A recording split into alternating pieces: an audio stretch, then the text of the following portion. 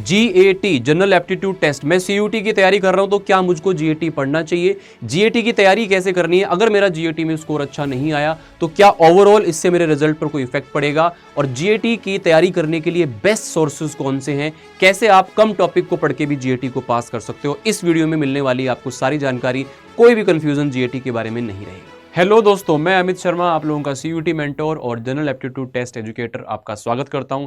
तो चलिएगा जानते हैं इस वीडियो में जीएटी के बारे में सब कुछ, जीएटी में क्या क्या चीजें आपको पढ़नी है और कब और कैसे उसकी तैयारी आपको करनी है।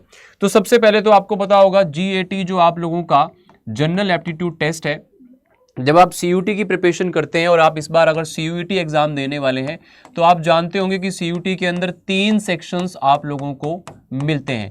पहले सेक्शन में आप लोगों को लैंग्वेज का सिलेक्शन करना होता है, दूसरे में आप लोग यहाँ पर अपने डोमेन सब्जेक्ट्स को चुनते हो, और तीसरा आपका नया और बच्चों के लिए चैलेंजिंग जो पोर्शन होता है वो है जीएटी यानी कि जनरल एप्टीट्यूड टेस्ट।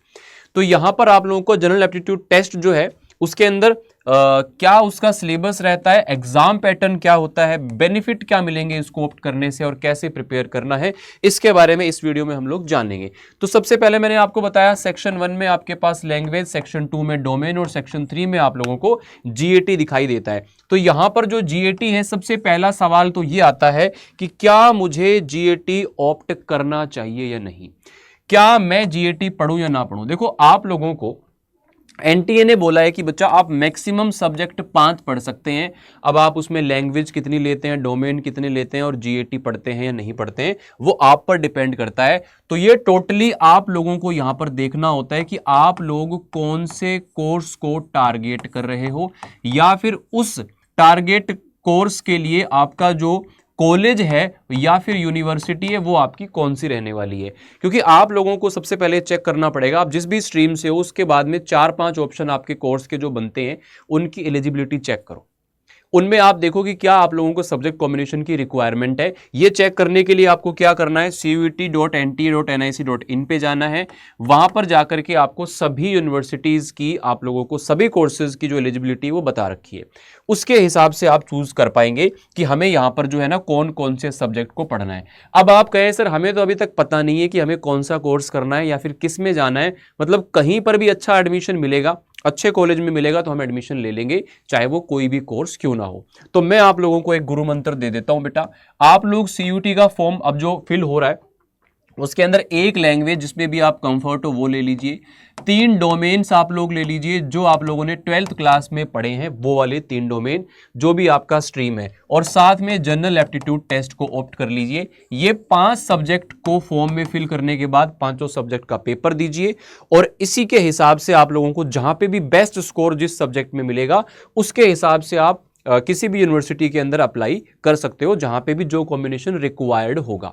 ठीक है ना। तो ये तो हो गई बात कि आपको जीएटी पढ़ना है। सीयूटी की तैयारी जो भी कर रहा है उस हर बच्चे को जीएटी ऑप्ट करना चाहिए। अगर बाई चांस हमारा स्कोर अच्छा नहीं भी आता तो हम उसको छोड़ करके बाकी सब्जेक्ट को लेके अपने टारगेट कॉलेज के अंदर अप्लाई कर सकते हैं। अब कैसे चेक करना है ये मैंने आपको बता ही दिया। सब्जेक्ट कॉम्बिनेशन आपको अपना देख लेना है कि कौन से कॉलेज के अंदर क्या लगने वाला है।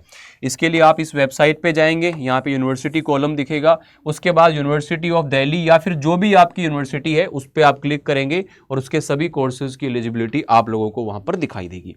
अब यहां पर बात कर लेते हैं आगे की तरफ। उससे पहले ये मेरा टेलीग्राम चैनल है जीएटी विद अमित शर्मा, इसको आप लोग ज्वाइन कर लीजिएगा। कोई भी प्रॉब्लम परेशानी आती है तो आपको यहाँ पर सारी की सारी चीज़ें अपडेट मिलती रहती हैं। अब जनरल एप्टीट्यूड टेस्ट में सर होता क्या है, पढ़ना क्या है, फटाफट से देखते हैं। क्वांटिटेटिव एप्टीट्यूड, लॉजिकल रीजनिंग और जनरल अवेयरनेस यहाँ पे आपको पूछी जाती है। क्वांटिटेटिव एप्टीट्यूड का लेवल आप लोगों का 10th क्लास तक का होता है। लॉजिकल रीजनिंग आपके लिए एक नया स्कोरिंग और इंटरेस्टिंग पोर्शन होता है जहाँ पे स्कोर करना बहुत आसान है। और तीसरा आपका आ जाता है जनरल अवेयरनेस। अब यहाँ से कितने कितने क्वेश्चन किस किस पार्ट से आते हैं, वैसे तो एनटीए ने इसका कोई भी फिक्स रूल नहीं बताया है कि कहां से कितने क्वेश्चन आएंगे, फिर भी मैं पिछले 4 साल के एक्सपीरियंस के आधार पे आपको ये बता रहा हूं कि लगभग कितने क्वेश्चन आते हैं। सबसे ज्यादा क्वेश्चन आने के चांसेस यहां पर क्वांटिटेटिव एप्टीट्यूड से होते हैं, लगभग 20 से 25 क्वेश्चन के आसपास आपको दिख जाते हैं। 18 भी आ जाएं, 16 भी आ जाएं और 30-35 क्वेश्चन तक भी पेपर में आ सकते हैं, जो कि ऑलरेडी आए हुए हैं।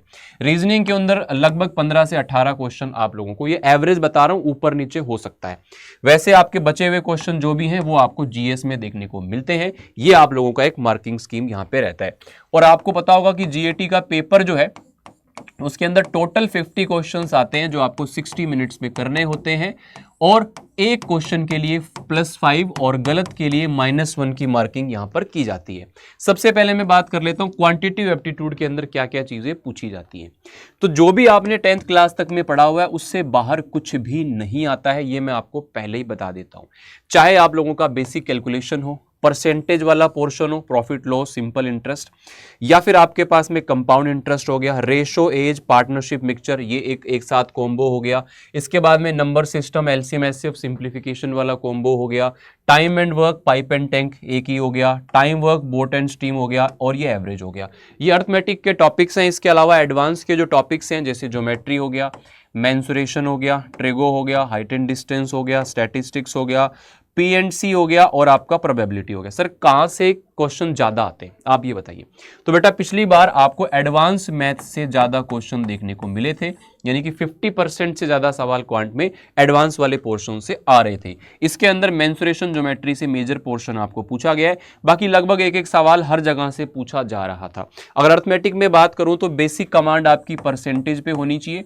इसको कमांड करते ही आप 4 चैप्टर के अंदर अच्छा स्कोर कर पाएंगे। यहां पर रेशो को आपको अच्छे से पढ़ लेना है, और रेशो के ही पोर्शन है ये 3-4, तो यहाँ पे रेशो पे भी अच्छी कमांड बन जाएगी। यहां पर आप लोगों को जो सिंप्लीफिकेशन है उस पर ध्यान देना है। टाइम एंड वर्क और टाइम, डिस्टेंस और स्पीड, यहां से क्वेश्चन आपका 90% पेपर इसी में से ही आपको देखने को मिलने वाला है। इसके बाद बात करते हैं लॉजिकल रीजनिंग की। मैक्सिमम बच्चों ने लॉजिकल रीजनिंग को पहले नहीं पढ़ा हुआ होता, और ये आपके लिए एक नया सब्जेक्ट होता है, लेकिन एक ही बार ढंग से पढ़ लोगे, क्योंकि ये जो सब्जेक्ट है ना, इसमें आपको एक बार पढ़ने के बाद फोकस करना है सिर्फ और सिर्फ प्रैक्टिस पर। बहुत सारे बच्चे तो ऐसे भी हैं जो थोड़ा बहुत सिलेबस पढ़ के डायरेक्ट प्रैक्टिस पे आ जाते हैं, तो रीजनिंग की प्रैक्टिस यहाँ पे आप कर सकते हो। बाकी मेरी डेली क्लास चलती है फ्री ऑफ कॉस्ट यूट्यूब पर। आप 10 बजे जीएटी के लिए प्रिपेयर करना चाहते हो तो डेली 10 बजे 40-50 मिनट मेरे को आप दे दो यूट्यूब पे, मैं आपको जीएटी बहुत अच्छे से प्रिपेयर करा दूंगा। हर बार हमारे यहाँ से जीएटी के जो टॉपर्स हैं वो आपको देखने को मिल जाते हैं। तो इसमें चैप्टर क्या क्या आते हैं अभी तो मैं आपको चैप्टर के नाम बता देता हूं। कैलेंडर, क्लॉक, क्यूब डाइस हो गया, ब्लड रिलेशंस हो गया, डिस्टेंस एंड डायरेक्शंस हो गया, रैंकिंग हो गया, नंबर मिसिंग हो गया आपका, अल्फाबेट वाले जो हैं, है ना, किसी भी लेटर की नंबरिंग आपको याद होनी चाहिए अल्फाबेट की, उसी से आपको लेटर सीरीज बन जाएगा, उसी से कोडिंग, डिकोडिंग, एनालॉगी बन जाएगा। क्लासिफिकेशन हो गया, ये आपका मैथमेटिकल ऑपरेशंस है, जो साइन वाले क्वेश्चन आते हैं, प्लस माइनस इस तरह से। और इसके बाद में आपका लॉजिकल ऑर्डर हो गया, वेन डायग्राम हो गया। रीजनिंग में ज्यादा क्वेश्चन कहां से आते हैं, तो सबसे बड़ा बाहुबली टॉपिक है नॉन वर्बल। 4 से 5 क्वेश्चन अकेला टॉपिक, यानी कि लगभग 20 नंबर के आसपास नॉन वर्बल आपको देखने को मिल जाता है। तो बहुत ही इंपॉर्टेंट पार्ट है ये आपका। दूसरा, इसके बाद अगर मैं बात करूं तो अल्फाबेट वाला जो पोर्शन है ये 4 टॉपिक को कवर करता है, तो ये भी एक बड़ा पोर्शन होता है। उसके बाद में तीसरी चीज आपको नंबर्स के ऊपर, मिसिंग नंबर पे या फिर नंबर सीरीज पे क्वेश्चन पूछे जाते हैं, और क्लॉक कैलेंडर से 2 से 3 सवाल आपको मिलेंगे। बाकी एक एक क्वेश्चन इन पे देखने को मिलता है। कहने का मतलब है कि क्वेश्चन हर जगह से आ रहा होता है, बस एक बार टॉपिक को पढ़ लो। इसमें मैक्सिमम टॉपिक प्रैक्टिस वाले हैं, कुछ टॉपिक ऐसे हैं जो कि कॉन्सेप्ट पर बेस्ड है, बाकी सिर्फ और सिर्फ प्रैक्टिस पे ही आपको फोकस करना है। तो ये आप लोगों का लॉजिकल रीजनिंग का सिलेबस हो गया। तो क्वांट और लॉजिकल रीजनिंग पे मिला के 50 में से लगभग 35-40 क्वेश्चन आपको देखने को मिल जाते हैं। अब यहां पर जनरल अवेयरनेस की बात कर लेते हैं। General awareness, as you know, कि जितना भी जीएस का पोर्शन है वो टोटल इसके अंदर पूछा जाता है, चाहे वो आप लोगों का पॉलिटी हो, हिस्ट्री हो, जियोग्राफी हो, इकोनॉमिक्स हो, साइंस के अंदर आपका फिजिक्स, केमिस्ट्री, बायो हो गया, ठीक है, आपका एनवायरमेंटल साइंस हो गया, जनरल साइंस हो गया, तो जितनी भी चीज़ें हैं, उसके अलावा करंट अफेयर्स हैं आप लोगों के, ये सारी चीज़ें, तो काफ़ी वाइड यहाँ पे सिलेबस जीएस का हो जाता है। तो आपको इसके ऊपर जितना आप फोकस करोगे उतना आप टॉप के अंदर आओगे। क्वांट रीजनिंग के अंदर आपको पहले नंबर को सिक्योर करना है, क्योंकि वहाँ पे आप मेहनत करोगे तो आपका स्कोर आना तय है। यहाँ पे थोड़ा सा आपको जो है स्ट्रगल करना पड़ता है, थोड़ा सा ज्यादा मेहनत आपको यहां पर करनी पड़ेगी। तो एक साल जब भी आपका पेपर होगा उससे लास्ट 1 ईयर का करंट अफेयर वैसे ये बोलते हैं, बाकी कुछ भी इसके अंदर से पूछ लेते हैं। स्टैटिक जीके में मैंने आपको बता दिया जितने भी पोर्शन होते हैं पॉलिटी, हिस्ट्री, ज्योग्राफी, उस सब से क्वेश्चन यहाँ पे आएंगे। मिसलेनियस के अंदर कुछ ऐसे फिक्स टॉपिक्स होते हैं जहाँ से क्वेश्चन आते हैं, जैसे ऑर्गेनाइजेशंस हो गया, इंटरनेशनल ऑर्गेनाइजेशंस है ना, इंटरनेशनल डेज जो होते हैं वो कब कौन सा मनाया जाता है, और इसके अलावा आपका इंटरनेशनल या फिर नेशनल जो बुक्स फेमस हैं या फिर जो ऑथर फेमस हैं, जो स्पोर्ट्स के ऊपर क्वेश्चंस आते हैं, या पर्सनैलिटीज़ जो हाल फिलहाल में फेमस चल रही हैं उनके ऊपर क्वेश्चंस आ गए। तो मिसलेनियस के ऊपर ज़्यादा क्वेश्चन यहाँ पर देखने को मिलते हैं, किसी भी पोर्शन से क्वेश्चन कम ज़्यादा हो जाते हैं। तो जीएस में काफ़ी सारी चीज़ें हैं, ये आप मान के चलें, इस चीज़ को ध्यान से आप समझें। अब बात आती है कि सर हमको प्रिपेयर कैसे करना है, हम बिल्कुल जीरो हैं, 4 महीने में कैसे चीज़ों को प्रिपेयर करें। देखो हमको 3 चीज़ें करनी है, क्वांट, रीजनिंग और जीएस, है ना। सबसे पहले तो आप लोगों को क्या करना है, क्वांट और रीजनिंग का एक बार सिलेबस कंप्लीट करना है। सिलेबस कंप्लीट करने के लिए अब आप यहाँ से किसी यूट्यूब सीरीज से देख लो, या आपको लगता है यूट्यूब सीरीज से आप नहीं कर पा रहे हो, आपको कुछ एक्स्ट्रा एक्सपीरियंस चाहिए, पर्सनल आपको 1-to-1 कनेक्ट चाहिए टीचर से, तो फिर आप एप्लीकेशन बैचेस को चेकआउट करो। वहाँ पे क्या होता है, डाउट सेशंस होते रहते हैं, और हम क्या करते हैं हर चैप्टर के साथ में डीपीपी के साथ क्वेश्चन सॉल्व कराते हैं, मोस्ट एक्सपेक्टेड जो क्वेश्चंस होते हैं उनको। तो थोड़ा सा वहाँ पे आपको और स्ट्रक्चर्ड तरीके से कोर्सेज मिल जाते हैं, आपको इधर उधर भागना नहीं पड़ता। तो सिलेबस कंप्लीट करना है बिफोर मार्च, ये टारगेट रखो। जनवरी आपका हो गया, फरवरी हो गया, और आप कोशिश करें कि मार्च के अंदर अंदर आपका सिलेबस बहुत अच्छे से कंप्लीट होना चाहिए। अब बात आती है सर मॉक टेस्ट फिर हम कब करेंगे, इसके लिए भी मैं आपको बताता हूं। अच्छा, ये करने के लिए आप लोग ना, अगर आप फ्री यूट्यूब सीरीज देख रहे हो तो यहाँ पर ये मेरी सीरीज चल रही है मंजिल 5.0 के अंदर क्वांट और रीजनिंग के चैप्टर पढ़ाए हुए हैं, तो आप यहाँ से जाकर भी चेकआउट कर सकते हो। या फिर दूसरा ऑप्शन है हमारा जो सबसे नया बैच है, एम्बिशन फास्ट ट्रैक बैच है, इसको आप ज्वाइन करोगे तो आप किसी भी स्ट्रीम से हो, लैंग्वेज से हो या ओनली आप साइंस स्ट्रीम से हो, कॉमर्स से हो, तो उसके अंदर लैंग्वेज और जीएटी की भी क्लासेस आपको मिलेंगी, आप कोई भी स्ट्रीम से हो, या फिर ओनली लैंग्वेज जीएटी के लिए आप लेना चाहो तो वो भी बैच यहाँ पे अवेलेबल है। तो इसको आप यहाँ पर डिस्काउंट कोड लगा करके Y829 लगा करके आप इसे ले सकते हो। इससे आपको मेरी मेंटोरशिप भी मिल जाएगी अगर आप इस कोड के साथ में किसी भी बैच में एनरोल करते हो। अब इसके बाद मैंने कहा कि आपको सिलेबस पूरा करना है मार्च तक, तरीका मैंने आपको बता दिया, मेरी क्लास भी होती है आपको बता दिया।